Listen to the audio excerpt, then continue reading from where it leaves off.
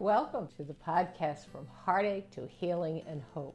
Season 2, Weathering the Storm, Cultivating Kindness. And I'm your host, Bernadette Winters Bell.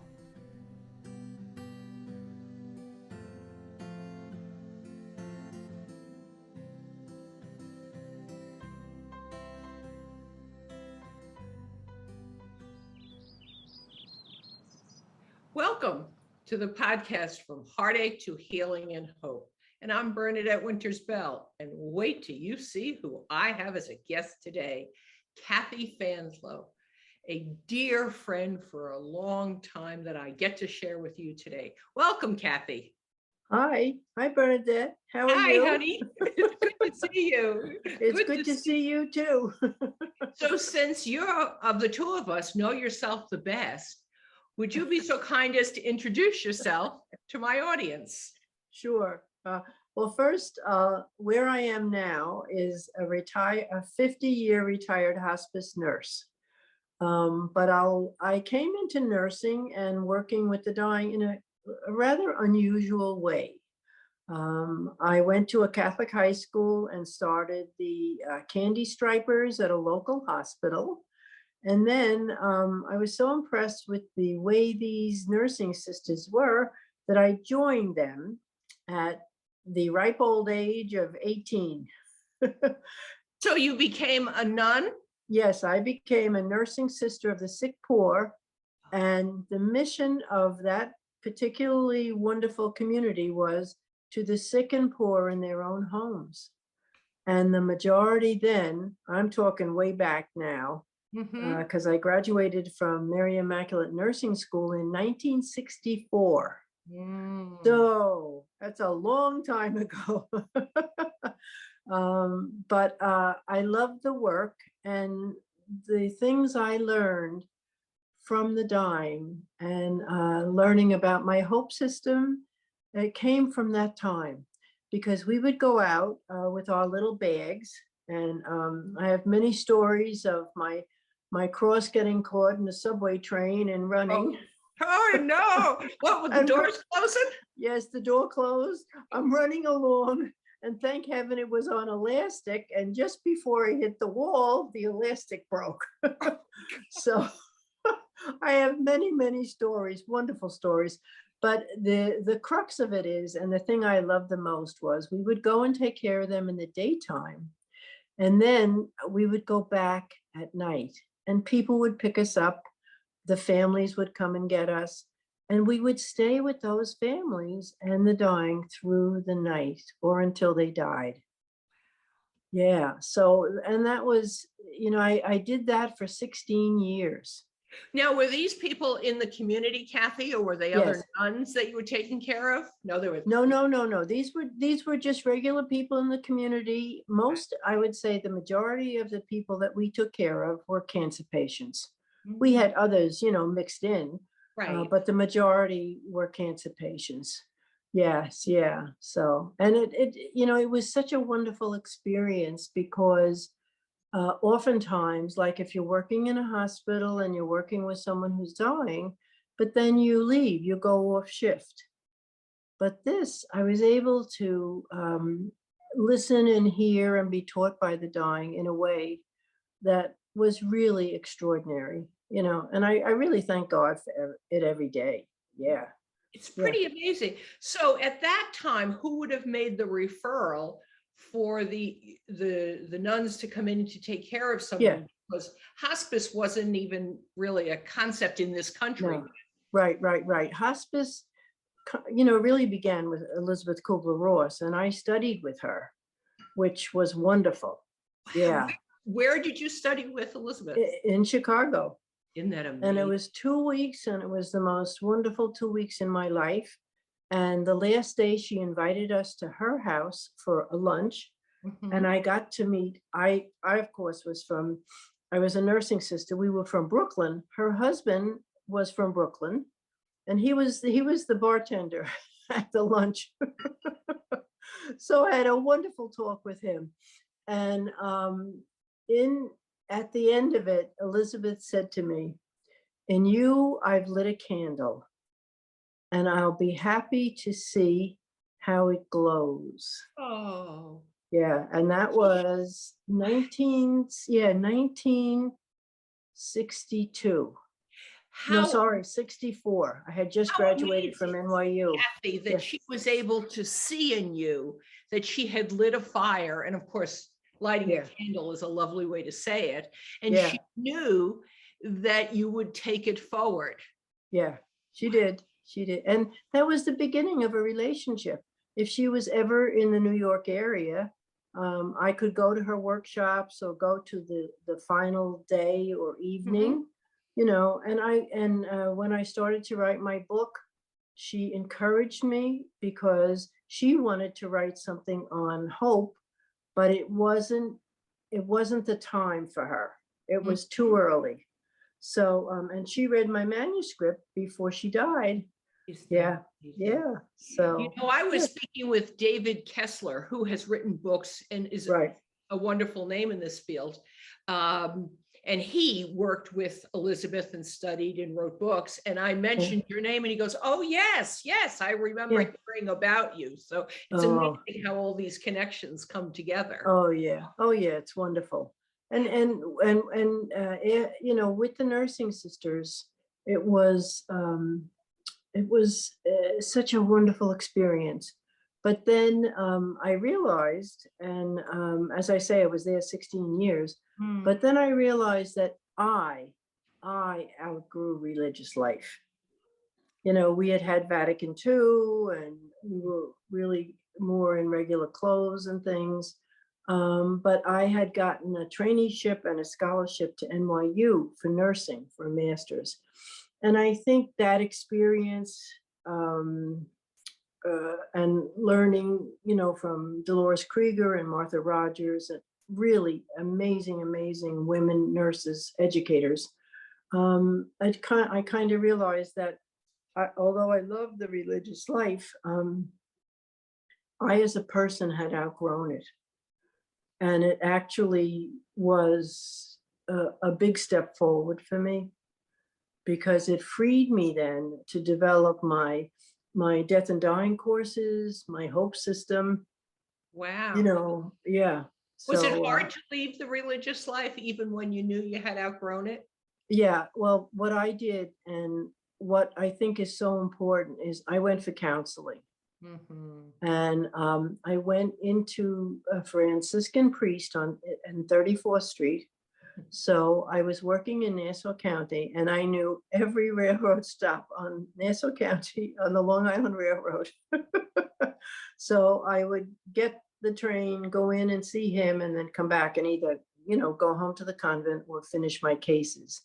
Um, but I had a lot of support and help. And when I left, I love the old sisters. Mm. They were the backbone of the community. So I spoke to each one of them individually. I wrote them notes, and I did it my way. Mhm. I did it my way, and I did it. Um, how shall I say this? Cleanly, Mhm. cleanly, and I had no regrets. Wonderful. I had no regrets. Yeah, yeah, yeah. But I love the life and I love the patients. But other things were calling me. Right, and so you were able to continue the work just in a Right. different venue.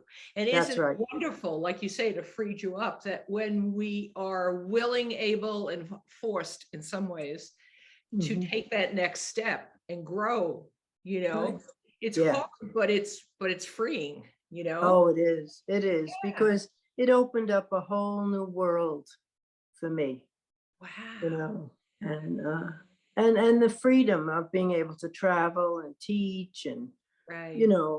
it was wonderful. The whole thing was a big growth process for me. Unbelievable. So Yeah, you yeah. went then to get to become Mhm. an RN at Yeah. NYU. Well, I got an RN as a nursing sister. Hmm. And the community sent me to Adelphi. So I got a bachelor's degree. I think I got a scholarship for that too. But then I got the traineeship and a scholarship to NYU. and it was in home care and rehabilitation nursing. So, I did work at Sloan Kettering. I did a whole section, 6 months traineeship there. And it was wonderful because it was 2 years full time, Wow. 60 credits, and I did an additional 8. Yes. So Wow. I think up the street I could have gotten a doctorate, but I didn't Yeah, want a really. doctorate.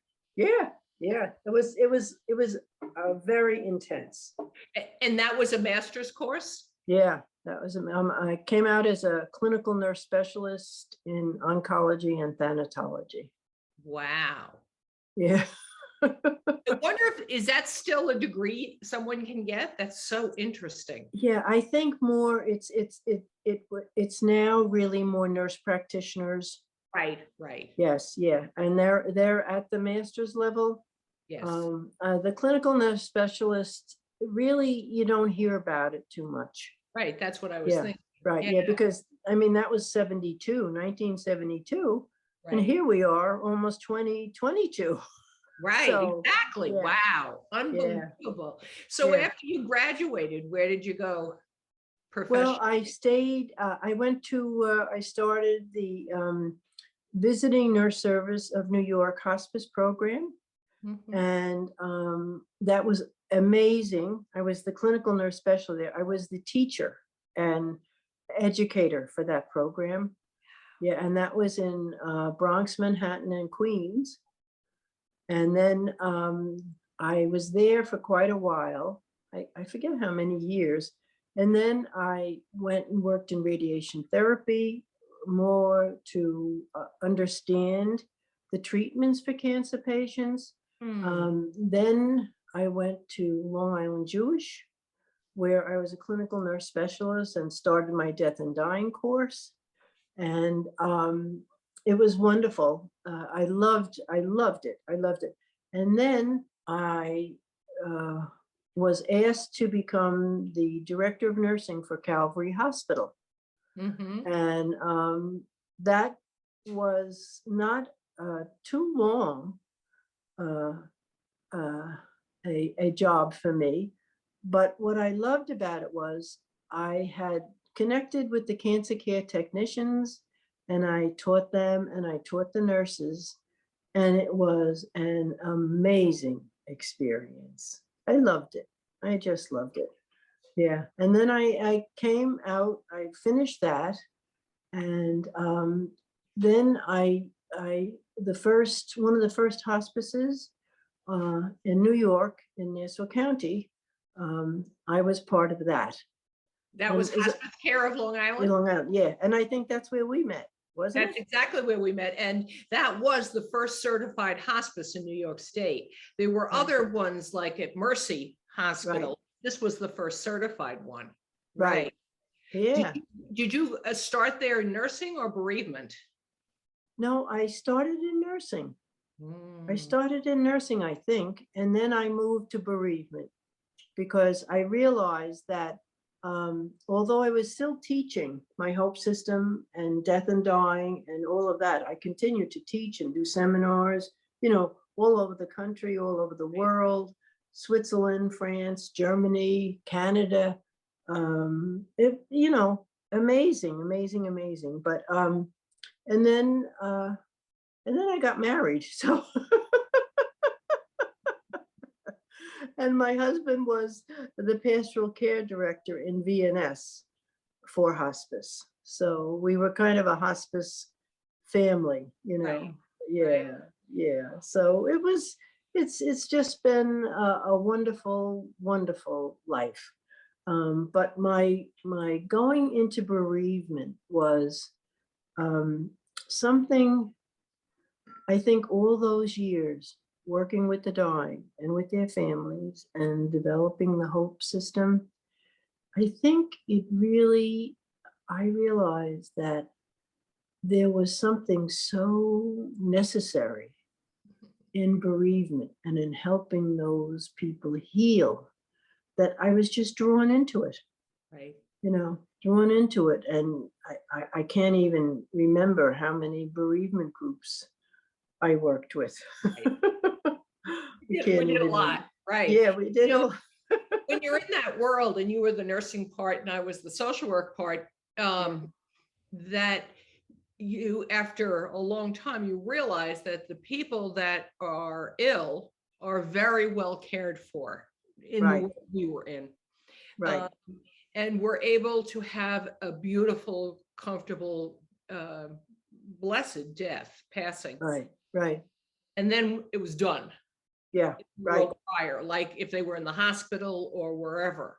Yeah. And I can remember someone saying to me later on, well, he died and you guys came and picked up the bed and the oxygen and everything, and he's going to be cremated, and this is the next day, and now what do I do? Yes, exactly. At that point, of course, I was also in a bereavement, so I was able to give her some hope. But you're right. That's where it became necessary for us and other people to say, how do we support them then? You know, yes. And the support groups and the kids groups. Oh my gosh. And that was. And the camp, remember the camp? Oh Absolutely. my gosh. Yeah. That was so amazing. Wasn't it? It was. Oh God. I just loved it. And it was interesting how many people thought that it was a nice thing we were doing, but not really necessary until they experienced it. Instead, yes, until they lost someone. Absolutely. Yeah. Or they had a family member who came to the groups and then they got it. Right. This is, oh, grandpa died. We had a funeral. We're sad. Move on. Yeah. Doesn't work like that. No, it doesn't. Oh, no. Especially if the person who is dying or has died is the person closest to you, bonded by both love and need. That death is, I mean, it is on so many levels. Exactly. That the grieving is on so many levels. I say to people that if you've had a profound loss, and not every loss is the same, and it's a similar thing to what you're saying. To me, a profound loss is not the title of the person that passed, but the heart-to-heart connection. That's right. The love need bond. Exactly. And also where you are developmentally in your life. That absolutely. In a particular way. Right. Yeah. We come to the same place and we just go at it a little differently. I love it. Yeah. So tell me more about your hope system. I know you've written a book about it. Oh yes. Can I show the book, or either now or at the end? Okay, do it right now. Okay. It's using the power of hope to cope with dying, the 4 stages of hope. Can you see it? How do I do that? I can. There we go. Absolutely. I know it's right here in my bookshelf also. I love it. So not to give it away, because I'd like people to buy the book, but what is it that's in it that was important to you to share with people? Yeah, and it really came, I think, from my years as a nursing sister and then as an RN in hospice, that one of the most remarkable things about we who are human is, I don't know if puppy dogs hope, I don't know if goldfish hope, but I know that we as humans hope. And we never stop hoping. Those hopes change depending on where we are in life and what's happening. But when one is presented with a diagnosis of something that may or may not be able to be cured, my belief and my way of looking with people was that something comes up from within them, and it is hope. And as they go along in their journey of life into death, those hopes change. That's right. But we're never really hopeless. It really upsets me. If you have hope, right, then you can think about going forward or having a peaceful death or whatever the goal is at the time. Right. Right. Yeah. And initially, the first part of the hope system is, of course, hope for cure. Because I've yet to meet someone who was given a diagnosis that was very difficult and maybe not curable, Right. that didn't hope for the cure. Sure. And they would do anything for that cure. And that gives them the strength actually to go through chemo and radiation and all of the things that surgeries too, right? Even, Right. to Absolutely. think of that. It's that hope for the cure. And then it moves into hope for treatment, that whatever the treatment is, whatever they're going to do to me, will take care of that problem. Right. Okay. And when you think of some of the really amazing surgeries that people, go through, it seems mind-boggling, some of the head and neck surgeries and some of the other surgeries, but it's that hope that that cure, that treatment will again cure me. And then as that kind of goes through and there really isn't so much hope for a cure, the person moves into hope for prolongation of life. If I live long enough, they'll find the cure. If I live long enough, my son will graduate. If I live long enough, Graduation or the wedding or whatever. or the grandbaby or the baby or whatever. So the hope is for prolongation of life. And we need to really support people in that, in what will help them in that process. And then as things go on, and it often, in my experience, has to do with increasing weakness and perhaps pain, although we're able to manage pain so much better than we were in the beginning, and that I'm so grateful for. I thank God every day for that, for all the people and some of the dermal things, the transdermal stuff and everything. And then the hope moves into peaceful death. Exactly.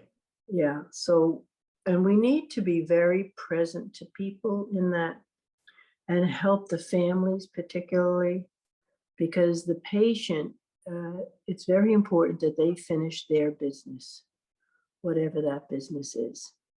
And it may be saying goodbye. It may be saying, I'm sorry. It may be saying, I love you. Right. Even though you've said it a million times, that final, I love you. And releasing.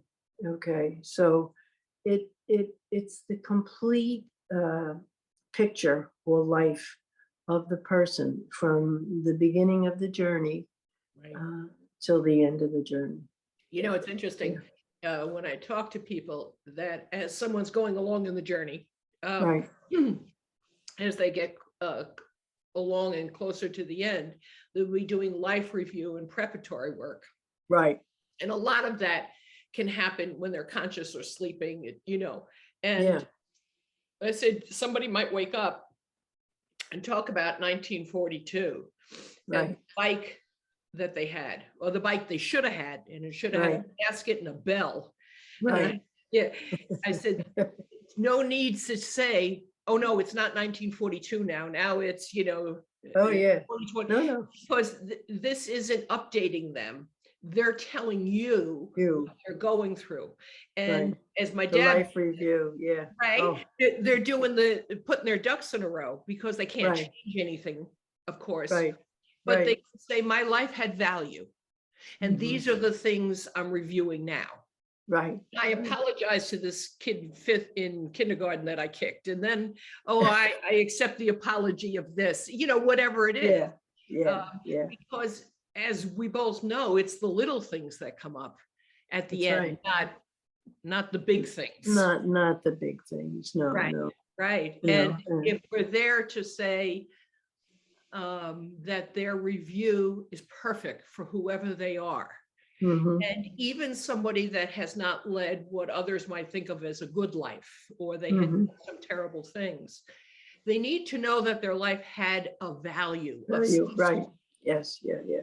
Even if it's all life is important. exactly, even if All it's an life. example of how not to do it, it's important. Right. Right. Absolutely. Yeah. Absolutely. Yeah. Right. Yeah. Wow. Because it was their life. Exactly. It was their experience. And therefore it has value, it has merit, and so often it has joy. Absolutely. You know, a lot And of even if you times. can only remember those little things, there's joy. Absolutely. Yeah, yeah. Right? I mean, so often too, there's tears. You No. know, I would have, I should have, I could have, why didn't I? You Right. know, and thinking sometimes it's hard when people come at that point and they have many regrets. But then I think it's our role Yeah. to help them. You know, like if they mention, you know, I wish I said goodbye, or I wish I did this, or my brother, or whatever. It's more if we can work with the families to see if there's some way Right. of them being able to finish their business. It's Exactly. very important. And I think we as caretakers and caregivers have a real responsibility to listen for that. Okay, you know, yes, it's important that we're taking care of their pain, and we're comforting them, and pastoral care is in, and whatever. But whatever we could do, we can be a messenger from them, you know, even to the wife or the son, or you know, and even just share their words to You know, this. it's amazing, Kathy.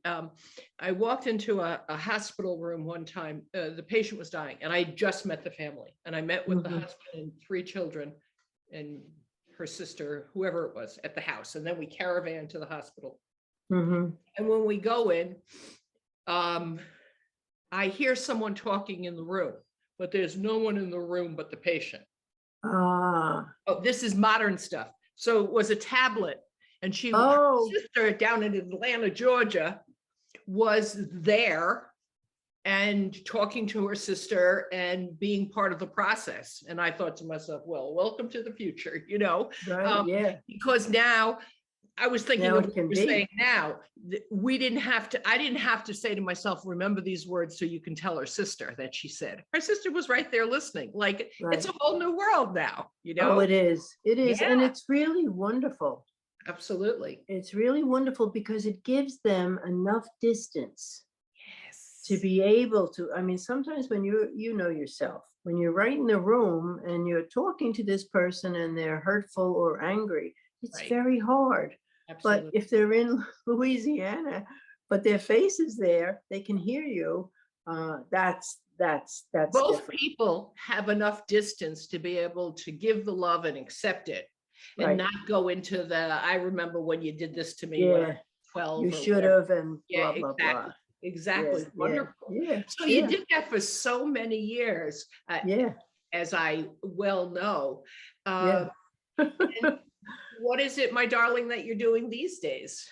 Well, it was very interesting, Bernadette, because you know me, you know how much I love my work.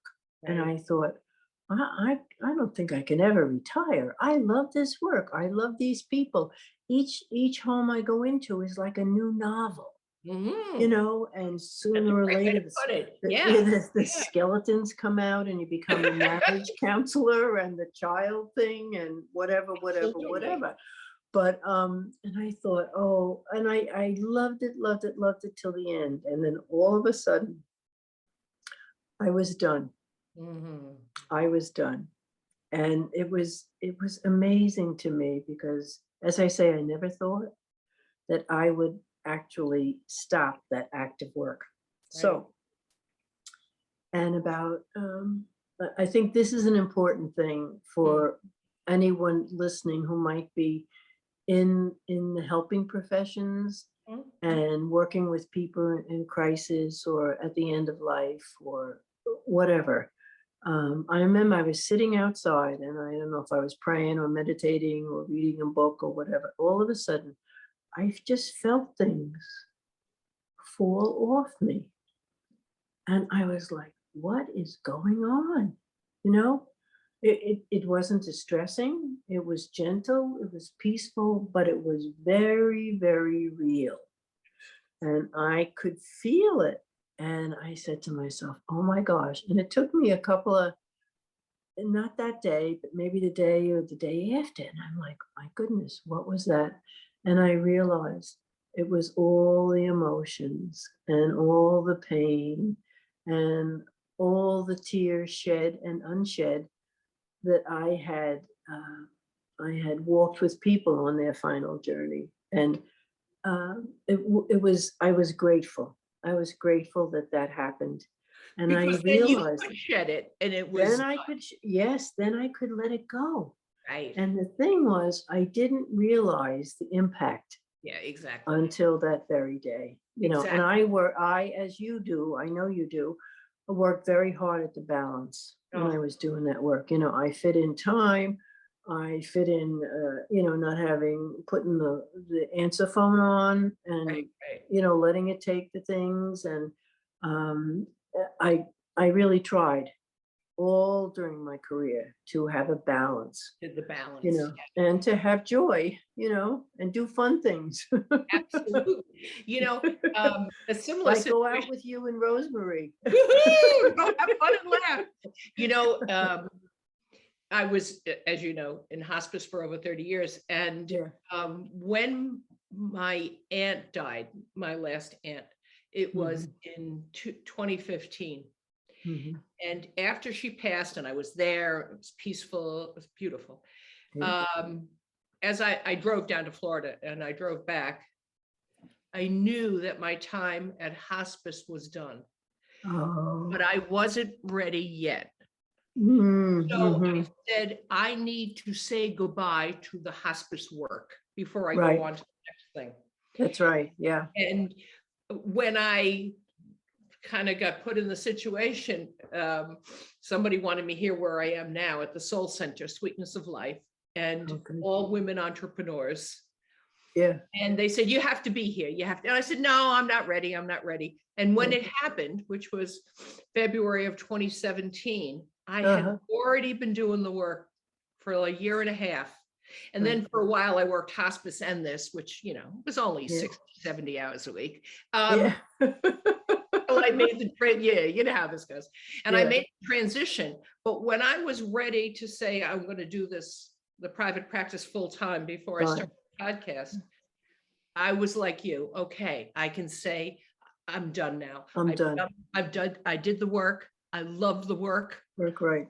And now I'm doing life, loss, and grief. So it's similar but expanded, you know. Oh, absolutely. But Sure. I love the Oh, I did yeah. this, I love Yeah. it, and that's done. Oh, it was Right? that was very important. I Yes. mean, I knew I was done here in my head.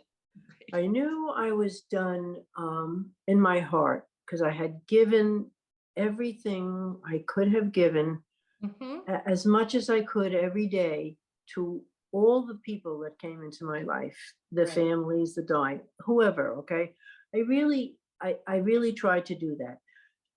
But there was still that tug. There was still that part that, I mean, the intimacy of some of the sharing at Yeah. the time of death and the way the dying were so beautifully teaching me how to live because they know, and the dying are our teachers, you know, and Absolutely. I will say that to, you know, the end of my own life.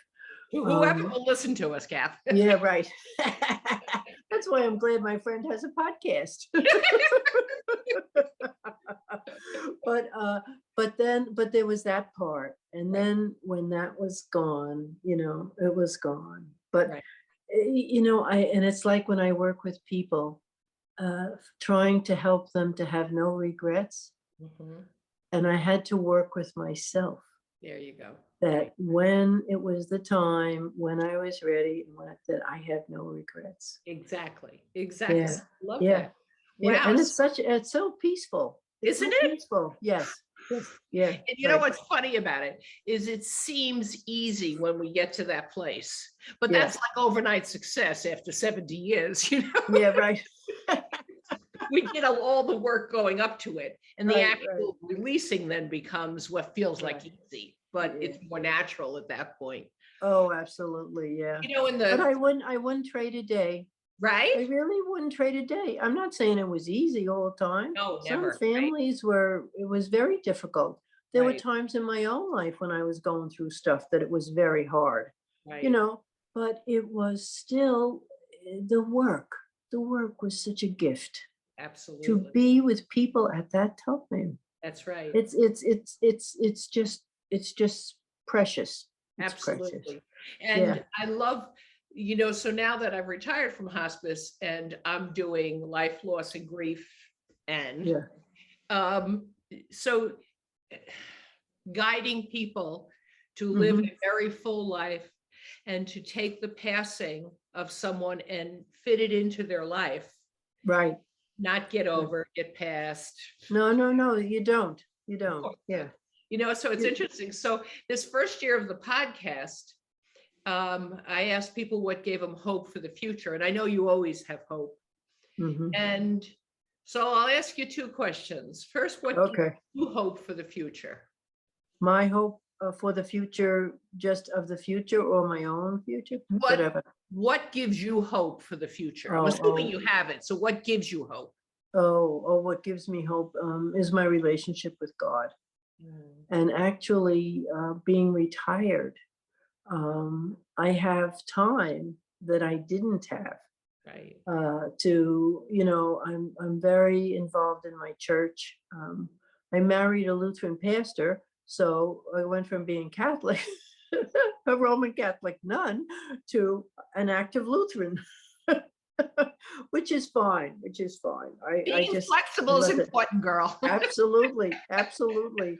And it was so funny when they realized that the wife of the pastor had been a Roman Catholic nun. Everybody just kind of looked, like, who is this? But anyhow, they didn't ask me to play the organ. But anyhow, that's really But what my hope is for myself, is to continue to grow in relationship to God, and I do Bible study, and I'm also an advanced therapeutic touch practitioner. So I try with prayer, I try to do a lot of distant healing and prayer. um, that's that's uh, that's really what my hope is, to be able to continue to do that, to stay well, to stay strong enough, to be in situations to be able to do that. mhm, And I people find me. It's the funniest thing. it's amazing. People find me. I'm in a senior community. I have my own apartment, which I love. But people find me, when I go to go to the Absolutely. mailbox, or I go to do my wash or whatever. And I'm very active in my church. And my hope for the world, I really hope and pray that um, that we will regain our ability to love and to be kind. That's it. Because I think with all the things, certainly with COVID and being Right. isolated has been so hard for people. Absolutely. But that really is my hope for the world. That's beautiful. Yeah, and This season of the podcast yeah, decided to name it, because we're still in the pandemic, weathering the yeah, storm, but cultivating kindness. And right. I'm I so glad love that you that. mentioned it, because we have to cultivate it. We have to dig for it. It's not Right. just be kind and all will be well. It Yeah, doesn't work yeah. like that. No, So no, no. you're a beautiful example of both hope and kindness. So let me say thank you for being a very special treasured guest on the Oh. podcast, Heartache to Healing and Hope. Thank you so much, Kathy, for being here with us today. Oh, Bernadette, thank you so much, sweetheart. I love you. You look beautiful. And I'm gonna call Rosemary this Wonderful. afternoon. Wonderful. Okay? All right. All I right. love you, hon. Take I care. love you. And thank you to Beatrice too.